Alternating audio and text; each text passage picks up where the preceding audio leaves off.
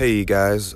This is going to be story time with Bobby Erickson. Recently, I talked with Bobby, the local legend, former pro, all things baseball. Talked to him recently about Casey, his son, who is our next episode. And at the very end of our interview talk, he had some cool stories he wanted to throw down, and I thought they were so good that I had to put them out there. So sometime we'll have Bobby on as an actual guest. But for now, enjoy a few great stories from this local legend.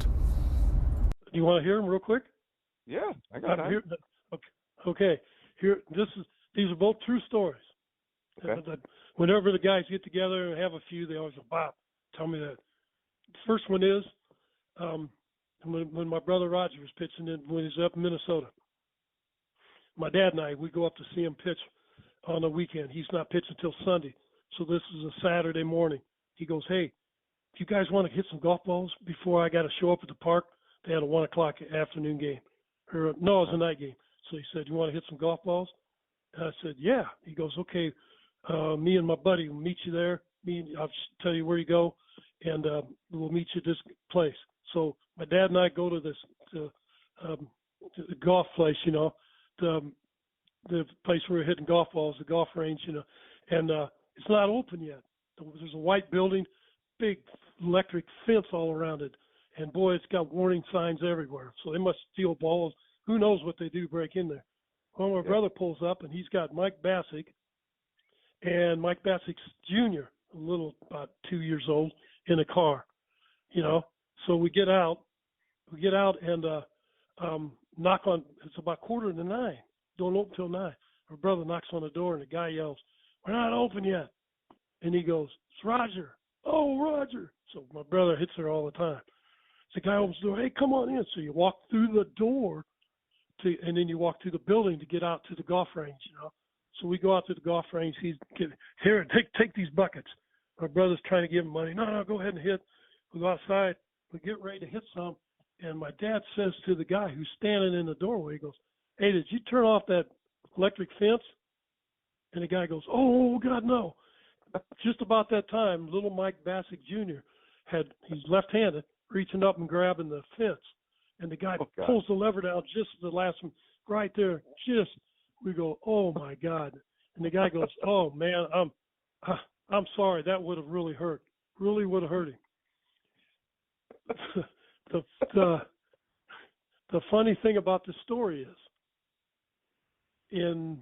let's see, what year was it? I know year was with Barry Bonds' batting. He's got a 3-2 count on him. And the pitcher is Mike Bassick Jr. And he hits 700, and then on the 3-2 pitch, Barry Bonds hits a 756 home run, breaking Hank Aaron's record off of Mike Bassick Jr. left-handed.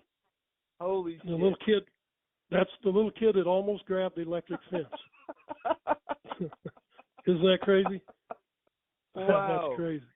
I mean, that name sounded familiar, but I couldn't bring it in my head. Oh, wow. That was him, Mike Bassick Jr.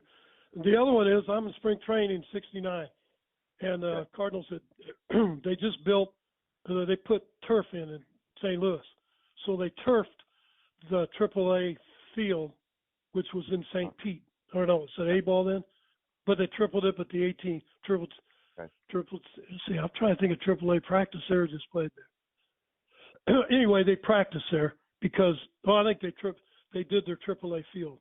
So St. Pete's field is turf, and we have, and this is '69, we have a monster, not hurricane, but a monster storm that floods St. Pete.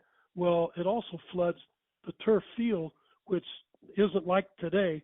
Underneath then was asphalt. Yeah. So it had too much. They couldn't even practice. So they had to come to our minor league complex to practice, and we had one turf field so that our AAA guys could practice on it and then play on it when they went to AAA. They were used to it, and if they got called up, so they played there. Which by the way, their coach was Warren Spahn, and he had double knee surgery. He was real bull-legged, and that year he had double knee surgery, straightened his legs out. So we carried him on a little chair over to the AAA field. Every day, people took turns, two guys carrying him over to. It was an honor to carry Warren Spahn. Oh, God. But anyway, anyway, that's the year that the Cardinals picked Richie Allen. They signed Richie Allen. So Richie Allen, we find out at spring training that the Major League Club was going to come practice on the AAA field because they couldn't get on their field. So our team, which I was in the Northwest League then at that time, so our squad was hitting in the cage. We only had one batting cage, if you can believe that. At that time, of course, look how long ago it was. The bus pulls up. The Cardinals all get out.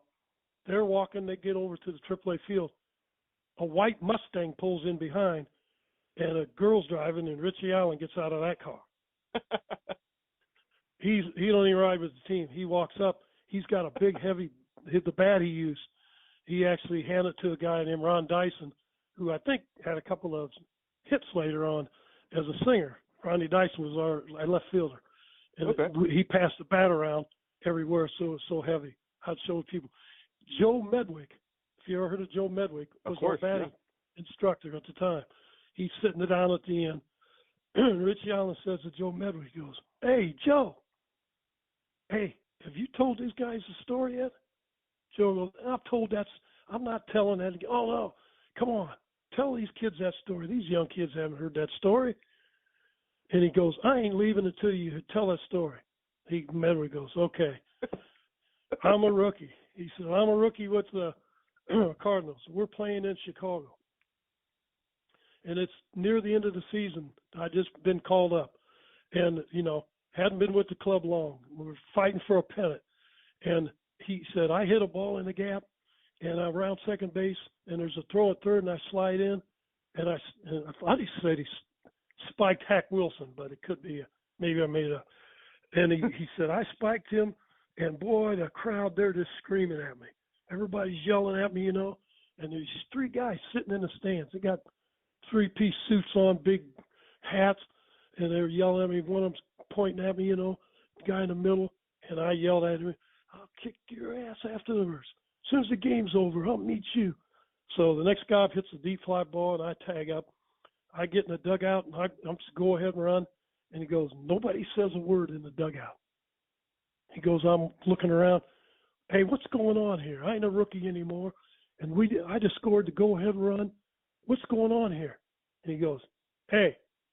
And one of the guys goes, you can't be yelling at people's stands. I had guys giving me. He goes, you know who that is? I don't care.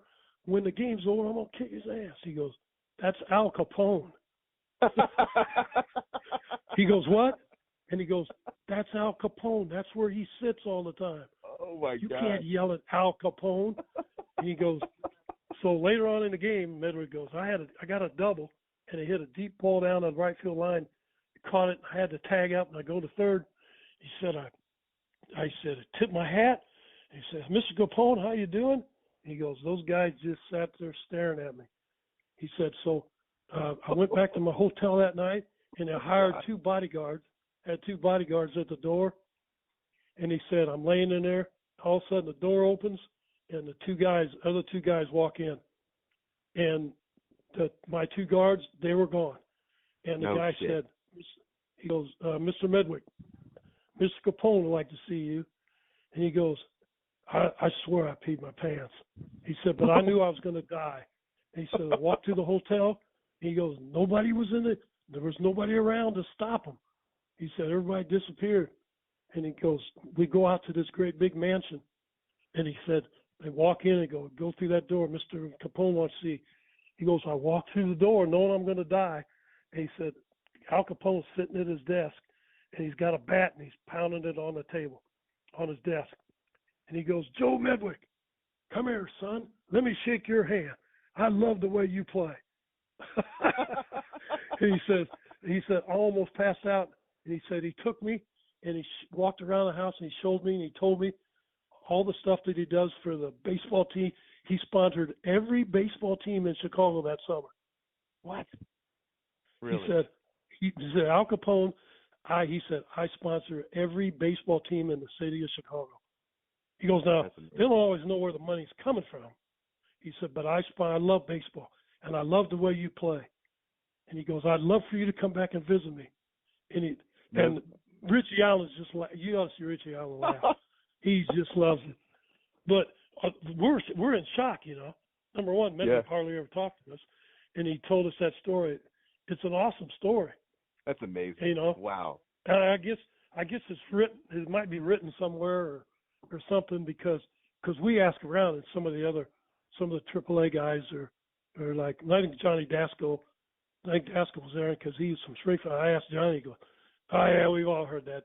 We've all heard those different." He said it's a great story though, isn't it?